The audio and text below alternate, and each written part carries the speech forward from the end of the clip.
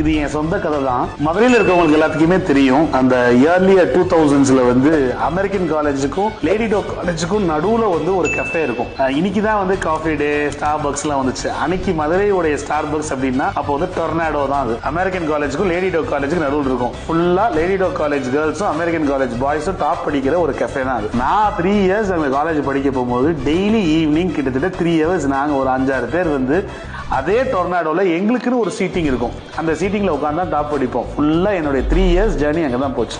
But college முடிச்சு பிசினஸ்ன்னு வரப்போகும்போது உங்களுக்கு நிறைய பேருக்கு தெரியாது, அந்த டொர்னாடோ தான் இப்ப இருக்க எங்களுடைய சொக்கிக்குளம், மதுரை சொக்கிக்குளம்ல இருக்க சக்சஸ். அந்த கஃபே தான் எங்களுடைய சக்சஸாவே நாங்க வந்து மாத்தணும். அதுவும் மாத்த போகும்போது நான் கான்சியஸா என்ன செஞ்சேன்னா, நாங்க உட்காந்து டாப் படிச்ச அந்த சோஃபா, அந்த இடத்த தான் வந்து அப்படியே கேஷ் கவுண்டர் வைக்கணும்னு சொல்லி கல்லாப்பேட்டையவே நாங்க வச்சோம். இதுல நான் சொல்லணும்னு நினைக்கிற விஷயம் என்னன்னா, சில விஷயங்கள் என்ஜாய் பண்ணிட்டே நம்மளும் போயிட முடியாது. ஒரு இடத்துல நம்ம கெரியருக்குள்ள மூவ் ஆகும் போது அந்த என்ஜாய் பண்ண விஷயத்தையே எப்படி நம்மளுடைய பேஷனாவும் கெரியராகவும் மாத்தலான்றதுக்கு இது ஒரு டிரைவிங் ஃபேக்டரா இருக்கும்னு சொல்லி தான் இதை வந்து நம்ம மாத்தணும். ஸோ இதுல நான் இடத்த என் கெரியரா நான் மாத்திருக்கேன், என்னுடைய ஃபர்ஸ்ட் ஸ்டோரா மாத்திருக்கேன். இதே மாதிரி நீங்க இடத்தையோ இல்ல உங்க ஸ்கில்லையோ இல்ல உங்களுடைய ஹாபியவோ அப்படியே உங்களுடைய பேஷனாவும் உங்களுடைய கெரியராவும் மாத்தி இருந்தீங்கன்னா கீழே கமெண்ட் பண்ணுங்க.